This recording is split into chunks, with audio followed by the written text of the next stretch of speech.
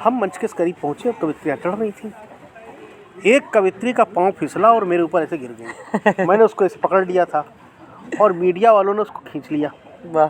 और खींचने के बाद दूसरे दिन पेपर में लगा दिया कि गीतकार के हाथ में गज़ल टहल रही है। झंपाट लौंडा।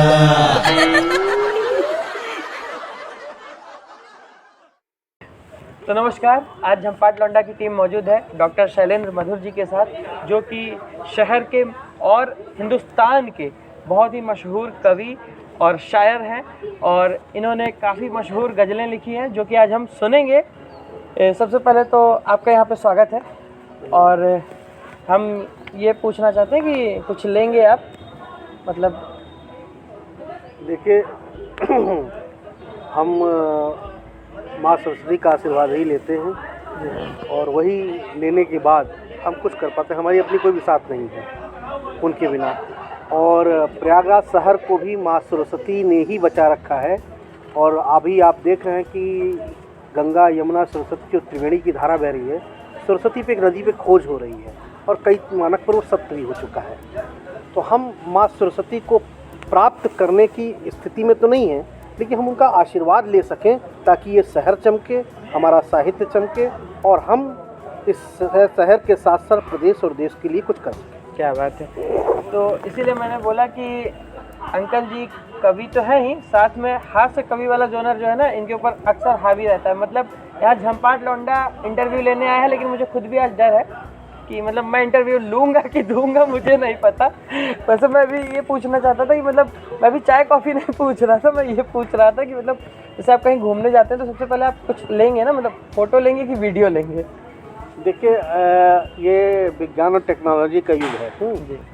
तो लोग फ़ोटो वीडियो बाद में लेते हैं, सेल्फी पहले ले लेते हैं। क्या बात है। तो सेल्फी कहाँ लें और कैसे लें ये उनके मन पे आता है। नेचर के साथ सेल्फी लेते हैं लोग जब पहाड़ों पे जाते हैं, और कुछ लोग सिग्नेचर के साथ सेल्फी लेते हैं। तो नेचर और सिग्नेचर में अंतर जरूर होना चाहिए। और जिसके साथ हम सेल्फी लें, वीडियो लें या फोटोग्राफी करें, महसूस होना चाहिए। मुझे मैथिली था गुप्त की वो पंक्तियाँ याद आ रही हैं कि नर हो न निराश करो मन को, कुछ काम करो कुछ काम करो। यह जन्म हुआ कि शर्त हो समझो जिसमें यह व्यर्थ न हो। और कहते हैं कि निज गौरव का भी ध्यान रहे, हम भी कुछ हैं यह ध्यान रहे। निज गौरव का भी मान रहे, हम भी कुछ हैं यह ध्यान रहे। तो हमें अपना को पहचानने की आवश्यकता है कि हम क्या हैं, जो आज विलुप्त हो गया है। लोग खुद को नहीं पहचान पा रहे हैं और दूसरों को पहचानने में लगे हुए हैं। आपने जो भी शिक्षा ली या जो भी स्कूल लाइफ रहा आपका, वो कहाँ पे रहा? स्कूलिंग कैसे हुई? कॉलेजेस क्या हुआ? मैं प्रयाग में ही पला, प्रयाग में ही बड़ा हुआ। और शुरुआत में गायत्री परिवार से जुड़ करके मेरी जो प्रारंभिक शिक्षाएं हुई। उसके बाद मैं जब माध्यमिक विद्यालयों में आया तो डीवी इंटर कॉलेज में मैं पढ़ा। उसके बाद doctor Ghosh modern inter college में गया।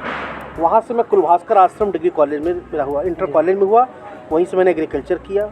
एग्रीकल्चर एजी जो होता है उसे पास किया। फिर उसके बाद मैं कानपुर से स्नातक हुआ और साहित्य की सेवा में क्लास 4 से लगा रहा। तो इलाहाबाद हमारे रग रग में बसा है। प्रयागराज जो नाम हो गया है आज, प्रयागराज की एक अपनी महत्ता है, उसको बताने की आवश्यकता नहीं है, लेकिन हमें गर्व है कि हम प्रयागराज शहर में हैं। क्या बात। तो सर हम ये जानना चाहते हैं कि आपने इतना कुछ किया तो आप यहाँ तक कैसे आए? देखिए मेरी कोई साहित्यिक विरासत नहीं थी, न कोई हमारे पीछे सामाजिक विरासत रही। पिताजी रजिस्ट्रार थे और प्रशासनिक ऑफिसर थे, अफसर थे। वो इन सब चीज़ों से गुरेज भी रखते थे। लेकिन यह सत्य है कि मेरे अंदर मेरे नाना ने प्रेरणा दी। वो स्वतंत्रता संग्राम सेनानी थे और उन्होंने जब मैंने क्लास 4 में कविताएं लिखी तो उन्होंने पहली बार जब मेरी कविता सुनी तो उन्होंने कहा कि तुम बेटा लिखो। 8th में मैंने जब कविता कंपटीशन हुआ मेरे Balika Vidyalaya junior high school में, तो मैं प्राप्त नंबर 1 पर आया। तो जब पुरस्कार लेके घर पहुंचा तो पिताजी को पता चल गया। पिताजी ने बहुत मारा था मुझे और कहा था कि ये बेवकूफ़ी बंद करो, पढ़ाई में ध्यान दो, वरना इन सब करने के लिए उम्र काफ़ी अभी बचा है, पढ़ाई में ध्यान दो। लेकिन मेरी जो अंदर की मन स्थिति थी वो नहीं बन पाई और मैं चुपचाप, एक नीली रंग की डायरी थी मेरे, चुरा के रखी थी पापा से, तो मैं उस पर लिखता रहता था। वह कागज़ कब संकलन में तब्दील हो गया शायद मुझे भी नहीं पता। और मुझे पहली बार राष्ट्रीय मंच मिला। सोहन लाल द्विवेदी जी की स्मृति में कवि सम्मेलन था और देश के स्वनामधन्य कवि जो आज नियम नहीं है लेकिन उनकी चर्चा है, काका हाथरसी जी, उसकी अध्यक्षता की थी। और ये फतेहपुर बिंदकी की बात है। और वहीं पर उन्होंने श्रीवास्तव हटा करके मेरा स्वर सुना तो उन्होंने कहा कि मधुर लगा लूँ, वहाँ से मधुर हो गया मैं। तो वो एक सिलसिला चला और आज मुझे फ़क्र है, गर्व है कि मुझे इस शहर ने बहुत कुछ दिया, आशीर्वाद दिया। और राष्ट्रीय अंतर्राष्ट्रीय स्तर पर जो भी कुछ कर पाया हूँ वो इस शहर के मानिंद हस्तियों, बच्चों और जो हमारे परिवार के लोग हैं, मीडिया के लोग हैं, सबका साथ मिला। और लोग धन की लिप्सा में ज़रूर रहते हैं लेकिन मैं जन की लिप्सा में रहता हूँ। क्या बात कि धन ज़रूरी है लेकिन धन उतना ही ज़रूरी है कि जितना आपको पेट चलाना हो। श्रीवास्तव से लेकर मधुर तक का सफ़र तो हमने सुन लिया और अभी हम और भी आगे बात करेंगे अंकल जी से। तो वैसे मैं आपसे ये पूछना चाहता था कि आप मतलब यहाँ तक कैसे आए, का मतलब था कि मतलब आप झंपाट लोंडा की टीम के पास इंटरव्यू देने कैसे आए अपने घर से? देखिए, घर से मैं जब चला तो पैदल चला था जी। चौराहे पे आया तो एक ऑटो वाले से पूछा मैंने कि तुम यहाँ चलोगे, तो उसने कहा कि कहाँ चलेंगे। हमने कहा तो इलाहाबादी भाषा से कहा तो मैं इतना रुपया लेप तो जाऊँ। हमने कहा भैया इतना रुपया हम तो न दे पाप। तो कहा था कि ऐसा तो नहीं, हम तो नहीं जा पाएंगे। तो हमने दूसरे से पकड़ा, कहें बाबूजी आप बैठिए हम छोड़ देते हैं। हमने कहाँ छोड़ोगे भाई? कहें जहाँ आप जाएंगे। तो ला के छोड़ दिया। जब तक झंपाट लौंडा का फ़ोन आ गया, कहा कि गुंडाई मत करिए अंकल जी, सीधे चले आइए। हमने कहा हम गुंडाई नहीं कर रहे हैं यार, हम तो सोच रहे हैं कि ऐसे जगह पे जाने से साहित्य बचेगा कि हम बचेंगे। लेकिन हमको लगा कि नहीं, दोनों बच रहा है, इसलिए हम टीम में सम्मिलित हो गया और इस मुंशीराम बगिया तक पहुंचाया। उसका कारण यही रहा कि अपनों के बीच अपनी बात कहने का जब अवसर मिलता है तो मुझे लगता है कि चाहे झंपाट लौंडा हो और चाहे लौंडा झंपाट हो, दोनों बराबर होता है। क्या बात है। तो मैंने पहले ही कहा था कि बातों का सिलसिला चलता रहेगा, लेकिन अक्सर लोग ये कहते हैं कि झंपाट लौंडे का जो सवाल होता है वो बहुत ही खतरनाक होता है। लेकिन मुझे ये बात पता है कि सवाल मेरा कितना भी खतरनाक हो, यहाँ जवाब बहुत खतरनाक आने वाला है। तो सर, जैसा कि आप जानते हैं कि झंपाट लौंडा की टीम कभी भी पॉलिटिकल मुद्दों को नहीं उछालती। सिर्फ इसका एक ही पर्पस है कि लोगों तक एंटरटेनमेंट जाए, लोग अपने दुख दर्द भूल के जो भी समय हमारे पास देते हैं उस टाइम पे लोग सिर्फ एंटरटेनमेंट करें। ठीक है। तो हम लोग कभी भी किसी पार्टी पॉलिटिक्स किसी का समर्थन नहीं करते और ना ही उसके बारे में बात तक करते हैं। सही है। तो जैसा कि आप देख रहे हैं कि लोग भाजपा को समर्थन कर रहे हैं, कुछ लोग सपा के पीछे चल रहे हैं, तो आपको क्या लगता है कौन जीतेगी? देखिए, जीत हार जनता तय करती, हम आप तय नहीं करते। ये जरूर कि जनता के बीच हम भी हैं जी। मुझे लगता है कि पिछले 70-75 सालों में जो काम हुआ है उस काम के एवज में वर्तमान सरकार ने जो कार्य किए हैं, चाहे वो सड़कों का रहा हो, चाहे पानी का रहा हो, चाहे बिजली का रहा हो, चाहे तमाम योजनाएं हुई हैं, हम भी बेबाकी से कह रहे हैं कि काम तो हुआ है।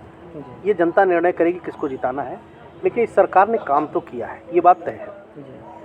और नेताओं के चाल चरित्र को लिया जाए जो चल रहा है हम पर, तो मेरी 4 पंक्ति बड़ी अच्छी बनी है चुनाव। और ये तमाम नेताओं पे ये चस्पा भी होता है, वो चाहे किसी पार्टी की, कि 5 वर्षों पे गाँव आया है, कार भर कर पुलाव लाया है, और उनकी बातें हुई जलेबी सी, लग रहा है चुनाव आया। क्या बात है। लग रहा है चुनाव आया है। ये 90% नेताओं के साथ ऐसा है। 5 साल तक नहीं दिखते, लेकिन चुनाव आया तो दिखते हैं। तो जैसा कि आप लोग देख रहे हैं कि सर किसी भी पार्टी को पर्टिकुलरली सपोर्ट या उसके बारे में कोई व्यंग नहीं कस रहे हैं, बस सर का ये कहना है कि जीतेगी तो भाजपा ही। क्या सर? बिल्कुल। तो सर अगले सवाल की तरफ हम चलते हैं। और मैं ये जानना चाहता हूँ कि जैसे सबकी ज़िंदगी में कोई ना कोई गलतियाँ तो ज़रूर होती हैं, तो कोई आपकी ज़िंदगी में भी कोई ऐसी गलती जो बाद में एहसास हुआ हो आपको कि नहीं यार बड़ा मज़ा आया करके? ऐसा है कि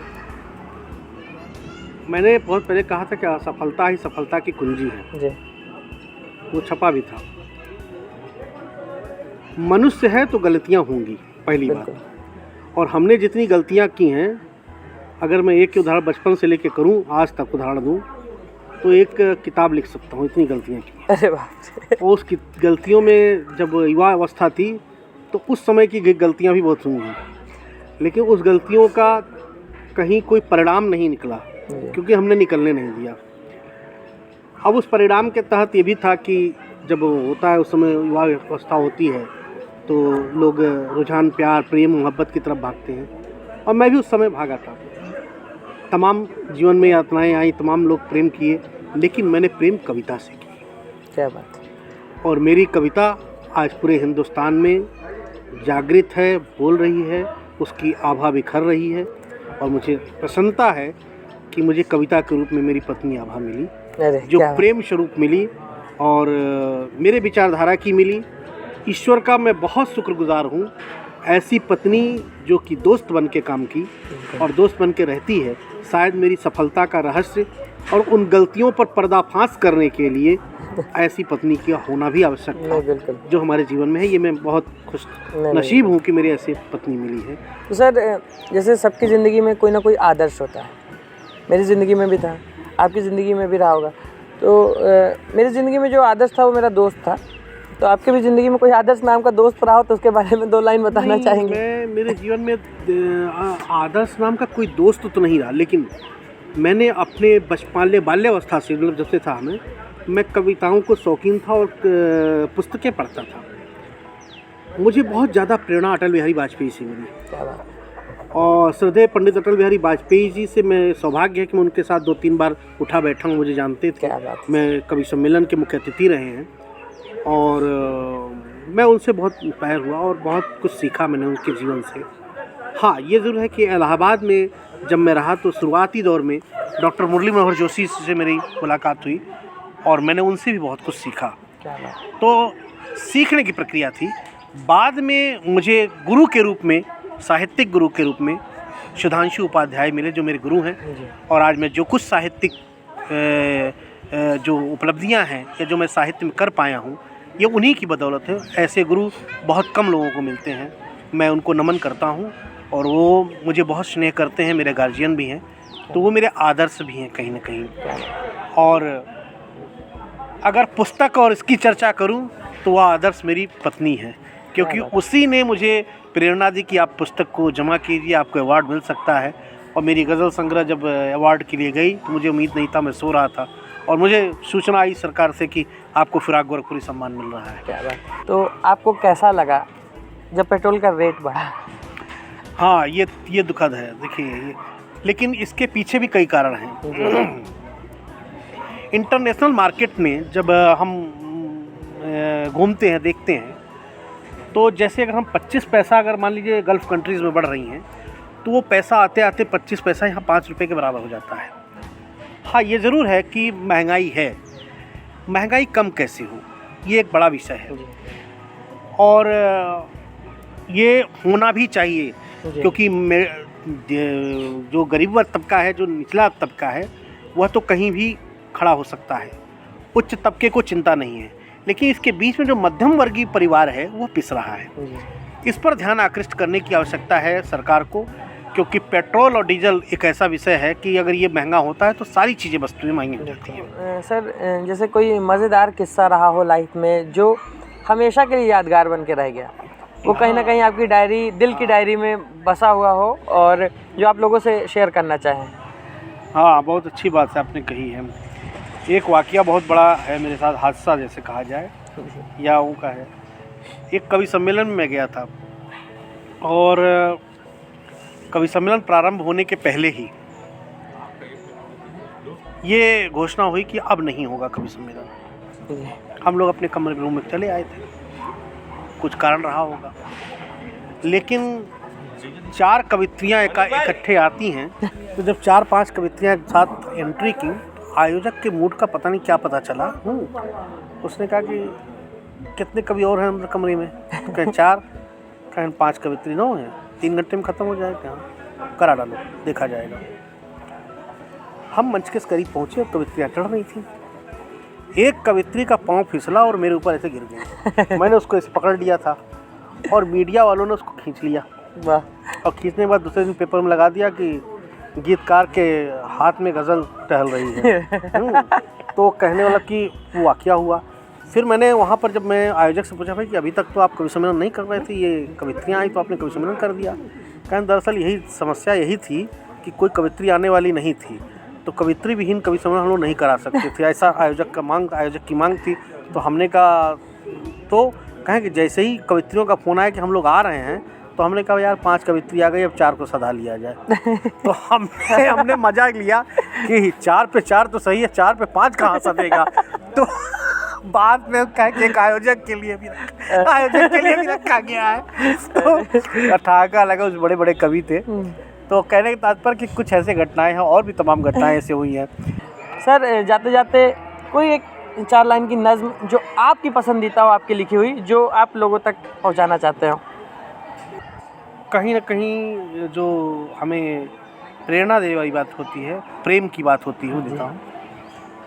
और ये सबके लिए भी है, मेरे लिए भी। मुस्कुराना जीवन का हल होता है, मुस्कुराहट है। बिल्कुल। तो 4 पंक्तियाँ देता हूँ कि बात बिगड़ी है मुँह छिपाने से, क्या बात बनती है मुँह दिखाने से, प्यार के प्रश्न हैं जटिल लेकिन हल ये होते हैं मुस्कुराने से, हल ये होते हैं मुस्कुराने से। तो सर से मिलके काफ़ी मज़ा आ गया और जल्द हम लोग मिलेंगे अगली वीडियो में किसी खास शख्सियत के साथ। तब तक के लिए सर को अलविदा देने का समय आ गया। और सर आपसे रिक्वेस्ट है कि सब्सक्राइबर्स और व्यूअर्स को बोल दीजिए कि चैनल को सब्सक्राइब करके बेल आइकन जरूर दबाएं। नहीं, बहुत ज़रूरी है। मैं सारे श्रोताओं और दर्शकों को निवेदन करता हूँ हाथ जोड़ करके कि आप इस चैनल को सब्सक्राइब करें, इसके व्यूअर्स बने और इससे जुड़ें। जमपाट लौंडा कोई नाम ज़रूर है, लेकिन इसका काम आपने देखा होगा कि शहर की जितने भी मौलिक लोग हैं उनको जोड़ने का प्रयास किया है। और यह चैनल के लिए, इलाहाबाद शहर के लिए, प्रयागराज के लिए, उत्तर प्रदेश के लिए, राष्ट्र के लिए बहुत ही उपयोगी है। मैं साधुवाद देता हूँ, बधाई देता हूँ। और आप लोग अगर इससे जुड़ेंगे तो निस्संदेह यह चैनल तो प्रगति करेगा, आप भी प्रगति करेंगे। नमस्कार, वंदे मातरम। नमस्कार, जय हिंद।